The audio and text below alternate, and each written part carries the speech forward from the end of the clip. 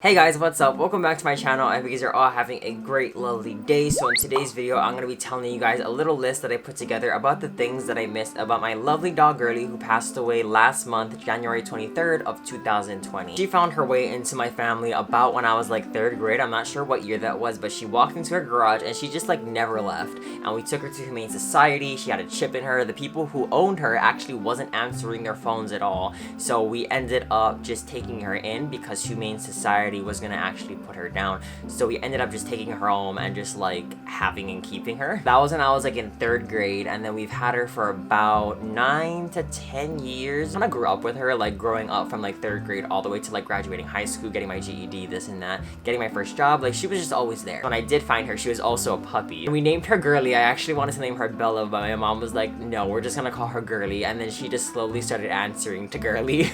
She was also a German Shepherd. This is her right there in the bottom. That's Girlie, and you know, yeah, and then that's my other dog, Kainoa, who died when I was about like 3, I think, when I was really young. He's my mom's dog, but he died, he passed away. Now to the things that I miss about her. Sitting next to my window. She would sit next to my window every single night. If she'd be on that side of the yard during the day, in the nighttime when I'd come around to go and sleep, she'd sit right here next to my window. Every night, even the night before she died, I remember her coming because she couldn't walk and she had like a tumor on the side and she'd have trouble walking. But the night before she died, I remember seeing her get up all the way on that side in her comfortable bed because I made it for her because she was like having trouble walking. I seen her get up, she walked all the way across over here next to my window, she sat down and she slept right next to my window for the very last time. Sometimes when I come home and I look out the window, I think she's there. I think she's sitting next to my window, and it's like, no, she's not actually there.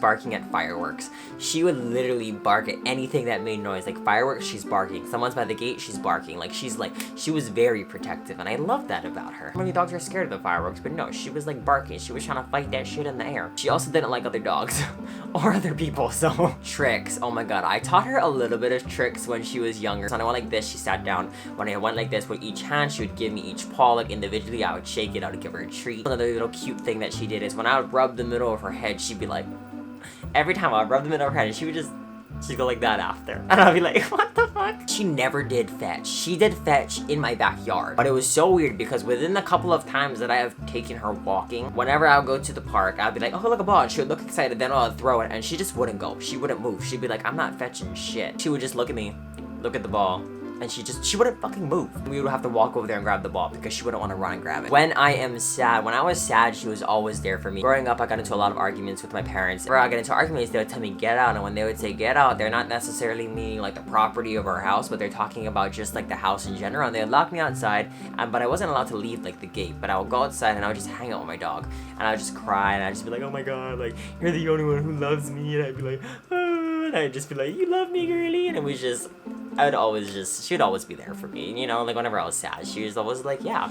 She'd always just be like, hello. She'd be like, I'm always there. And then she would lick my face, and like, we'd sleep in the yard together. Unconditional love. She's showing what unconditional love was. Let's be totally honest. I wasn't a great owner, but I also wasn't a terrible owner. Growing up, when your parents say that having a dog is a big responsibility, you're like, yeah, whatever. You're gonna take care of it. You don't actually realize it because you're not actually taking care of the fucking dog. Your parents are taking care of the fucking dog. Growing up, I never realized how much of a big responsibility having a dog was until I got a little bit older. Sometimes I work like all the time, or I'm going to school all the time, and I don't want to go to the backyard, and I don't want to hang out with her, and I don't want to do this, I don't want to do that. We never took her walking a lot. Growing up, I was just always busy, especially because she was an outside dog. My mom never liked dogs in the house, so it's not like I would just come home and she could hang out with me in her room. Despite me not being a great owner, every time I walked outside, she would just wag her tail and she'd be so happy to see me, and like, it just made me really happy. And it was like, damn, it's like, I can't give you everything, Girlie, because when I don't have a job, sometimes I don't have a lot of time, but I can't give you everything, but you're just always there for me, and you're always happy to see me, and you're just always, you know, you just love me. The conditions that we're in, and you still love me. Still wag your tail, and you're still happy to see me, and you still lick my face, and like, you still give me like handshakes and stuff, no matter what.